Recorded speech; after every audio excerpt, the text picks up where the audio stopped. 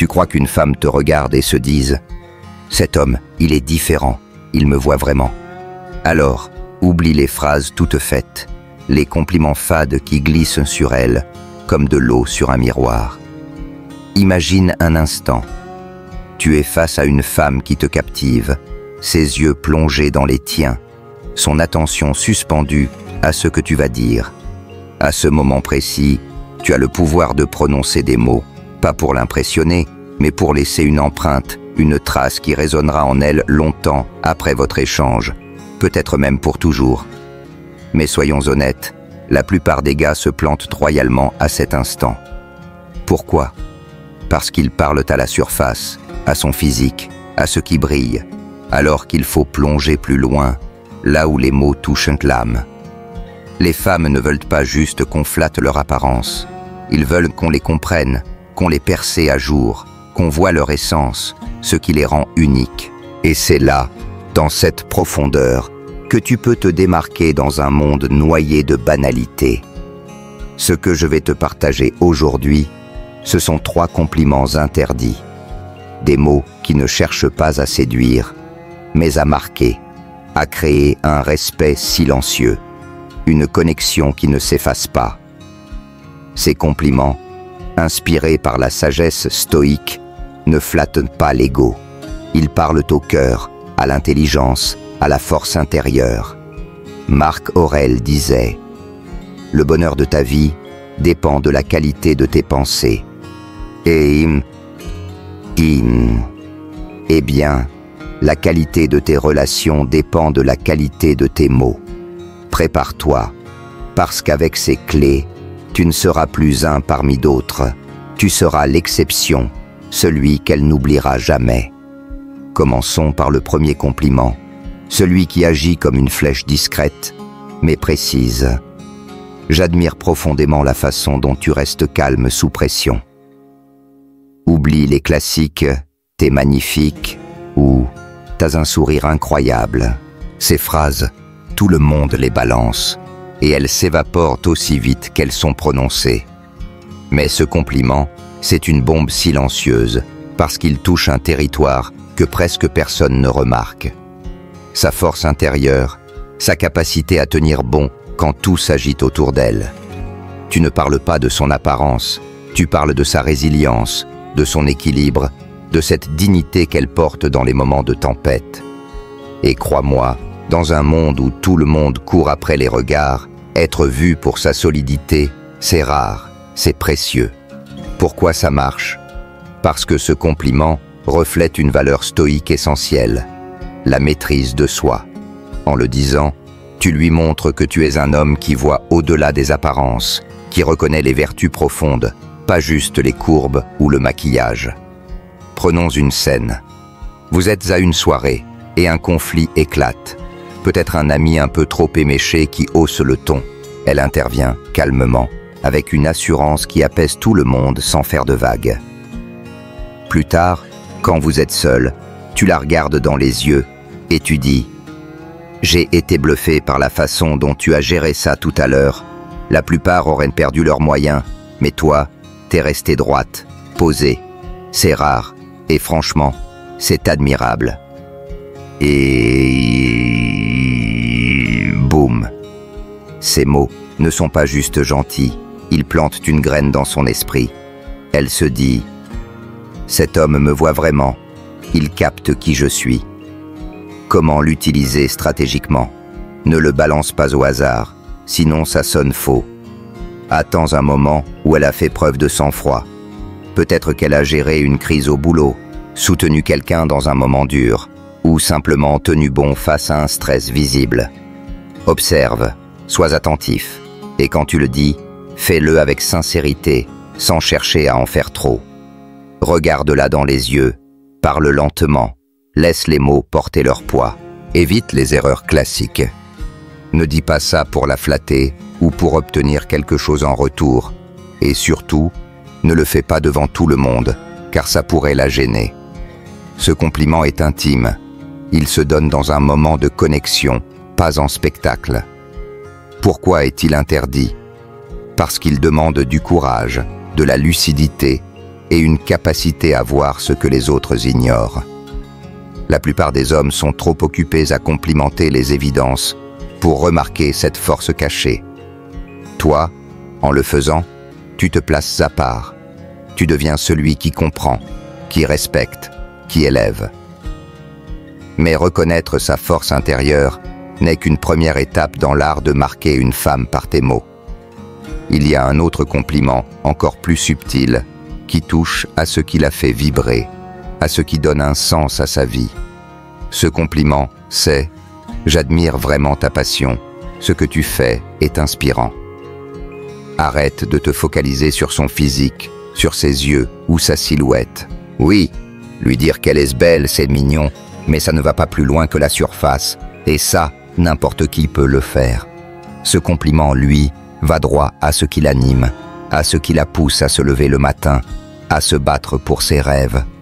Quand tu valorises sa passion, que ce soit son boulot, un hobby, un projet personnel, ou même la façon dont elle s'investit pour les autres, tu lui dis « Je te vois pour ce que tu es vraiment, pas juste pour ce que tu montres. » Tu reconnais ce qui fait battre son cœur, et ça, c'est un respect d'une profondeur rare.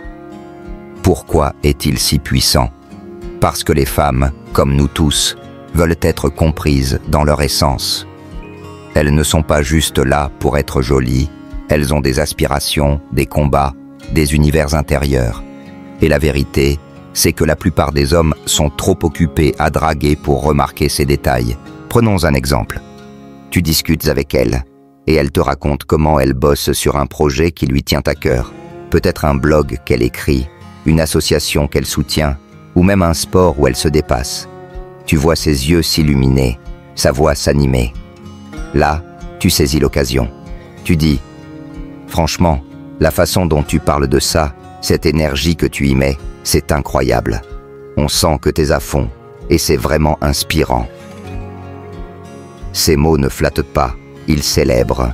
Elle sent que tu ne te contentes pas de l'écouter pour passer le temps, tu vois ce qui la rend vivante. Comment le rendre encore plus impactant? Sois spécifique. Ne dis pas juste « T'es passionné, c'est cool ». Mentionne un détail précis. La façon dont tu organises tout dans ce projet, on dirait que tu as une vision claire, c'est impressionnant. Ça montre que tu as vraiment écouté, que tu t'es intéressé. Évite de le dire trop tôt, au risque de paraître opportuniste. Attends qu'elle se soit ouverte, qu'elle t'ait montré un bout de son monde. Et surtout, dis-le avec une conviction tranquille. Pas comme si tu cherchais à marquer des points. Une autre clé. Pose une question après, pour prolonger la connexion. Par exemple, qu'est-ce qui t'a donné cette envie de t'investir autant là-dedans? Ça l'invite à partager encore, et tu construis un lien authentique. Ce compliment est interdit parce qu'il demande de l'attention, de la patience, et une volonté de voir au-delà des apparences.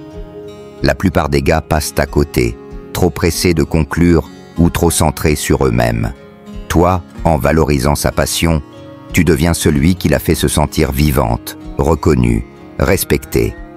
Mais si valoriser sa passion touche son énergie, il y a un dernier compliment, encore plus rare, qui atteint sa force la plus profonde, celle qu'elle-même ne voit pas toujours.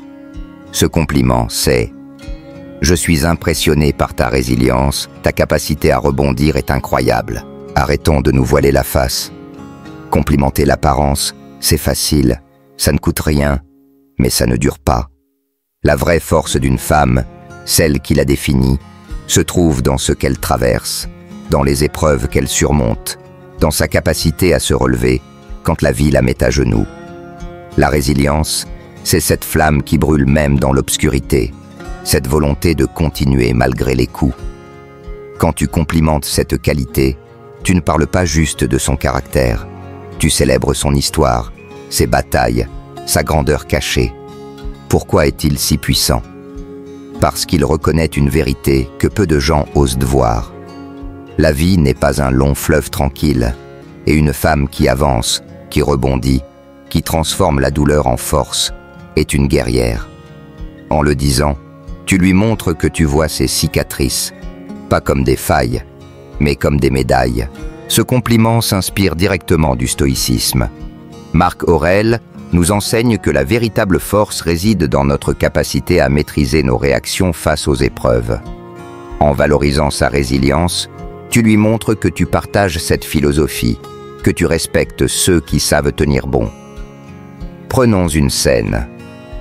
Vous parlez, et elle laisse échapper un bout de son passé, peut-être une période difficile, un échec professionnel, une rupture douloureuse.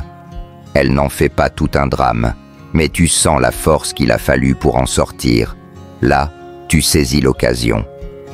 Tu dis, « Tu sais, je suis vraiment impressionné par la façon dont tu as traversé tout ça. Beaucoup se seraient effondrés, mais toi, t'as rebondi, t'as continué. C'est une force rare. » Et Semna. Ces mots ne sont pas juste gentils, ils sont sacrés. Elle sent que tu ne la juges pas, que tu ne la réduis pas à ses blessures, mais que tu célèbres sa capacité à renaître. Comment l'utiliser sans te tromper? Sois sincère, toujours. Ne dis pas ça si tu ne connais pas son histoire, sinon ça sonne creux. Attends qu'elle partage un moment de vulnérabilité, même léger. Par exemple, elle te raconte qu'elle a dû repartir de zéro dans un nouveau job, ou qu'elle a surmonté un défi personnel. Là, tu peux intervenir, mais fais-le avec gravité, pas comme une banalité. Regarde-la dans les yeux, parle lentement, laisse les mots s'installer. Évite de tomber dans le piège de la pitié. Ne dis pas « Oh, ça a dû être dur, t'es forte ». Non, célèbre sa victoire, pas sa souffrance. Une autre astuce, relie ça à une qualité universelle. Par exemple, ta résilience, c'est le genre de force qui inspire les autres, qui donne envie de se dépasser. Ça amplifie l'impact, ça lui montre qu'elle est un modèle, pas juste une survivante. Ce compliment est interdit parce qu'il demande une sensibilité rare, une capacité à voir l'invisible, à honorer ce que les autres ignorent. La plupart des hommes sont trop occupés à chercher des ouvertures pour séduire. Ils ne prennent pas le temps de voir ces vérités profondes. Toi, en le faisant, tu deviens celui qui touche son âme, qui laisse une trace indélébile. Ces 3 compliments, admirer son calme sous pression, célébrer sa passion, honorer sa résilience, ne sont pas des astuces de drague, ce sont des clés pour créer une connexion authentique, pour marquer une femme non pas par des mots vides, mais par une présence qui impose le respect. Un homme stoïque ne cherche pas à plaire à tout prix, il cherche à voir, à comprendre, à élever. Marc Aurèle disait « Ce qui ne dépend pas de nous ne doit pas nous troubler ». Applique ça à tes relations. Ne cherche pas à contrôler ses réactions. Concentre-toi sur la qualité de ce que tu offres. Sois l'homme qui parle à son âme, qui voit sa grandeur, qui la pousse à être encore plus elle-même. Travaille ton écoute, ta patience, ta capacité à rester ancré. Quand tu seras cet homme, elle ne te verra plus comme un passant, mais comme une force, un repère, une exception.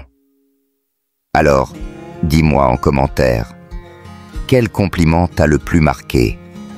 As-tu déjà prononcé ou reçu des mots qui ont changé ta vision de quelqu'un? Partage ton histoire, tes leçons, ce qui t'a fait grandir. Like cette vidéo pour réveiller d'autres hommes, abonne-toi et active la cloche pour rejoindre une communauté d'hommes qui cherchent à vivre avec sagesse, puissance et clarté.